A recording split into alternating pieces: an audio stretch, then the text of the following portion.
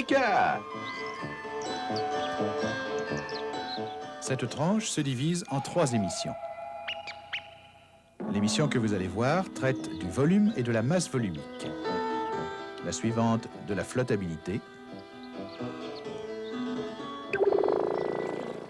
Et la 3e et dernière sera sur la convection elle-même. Mais notre histoire commence par le volume et la masse volumique. Qu'est-ce que le mot volume signifie? Et que signifie le terme masse volumique? Eh bien, imagine que tu sois le patron d'un cimetière de voitures et que tu veuilles expédier ces 8 épaves vers une usine de recyclage, dans ce contenant.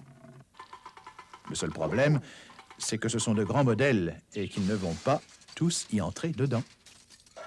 Eh oui, s'il s'agissait de petits modèles, il n'y aurait pas de problème. Mais ce n'est pas le cas. C'est un rêve. Alors, c'est le moment de faire appel au compresseur. Mais oh, une minute. Pour qu'elle puisse entrer avec précision dans le contenant, jusqu'à quel point faut-il les compresser?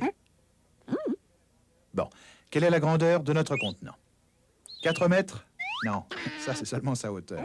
Ce qu'il faut savoir, c'est de quel espace on dispose. Voyons cela. Les parois du contenant forment une sorte d'enveloppe.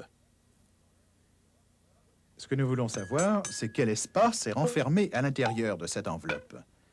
Ou plutôt, si on utilise le mot grec pour enveloppe, quel volume y a-t-il?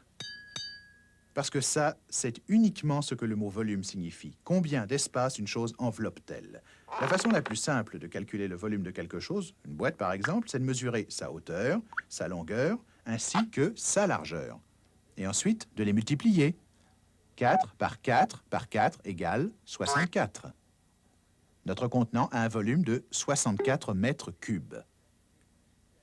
Et puisque tu as 8 voitures à faire entrer, il faudra réduire chacune d'elles à un volume égal à 1/8 de 64 mètres cubes, ce qui fait 8 mètres cubes. En d'autres mots, tu devras compresser chaque épave en un cube mesurant 2 mètres par 2 mètres par 2 mètres. Alors, commence à compresser chacune des voitures jusqu'à ce que tu obtiennes un volume d'exactement 8 mètres cubes.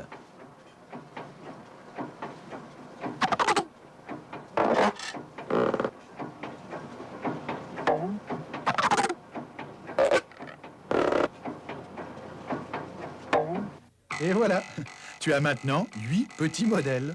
Ton rêve est devenu réalité et ils rentrent tous parfaitement dans le contenant.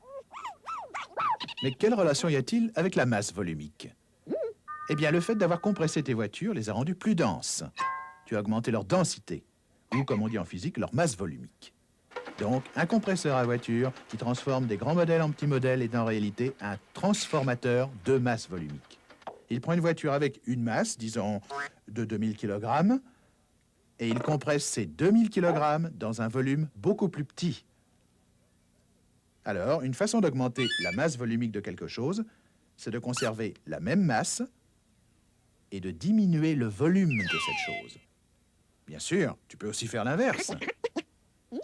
Si on considère la masse volumique du contenant, on voit que lorsqu'il contient 2 voitures, sa masse volumique est le quart de ce qu'elle est lorsqu'il contient 8 voitures compressées.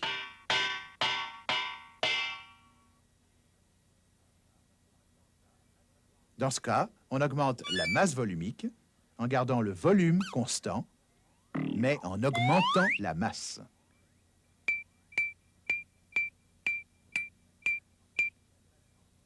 Et maintenant, tu connais la signification des mots volume et masse volumique, n'est-ce pas? Où est-ce qu'il est passé, notre bonhomme?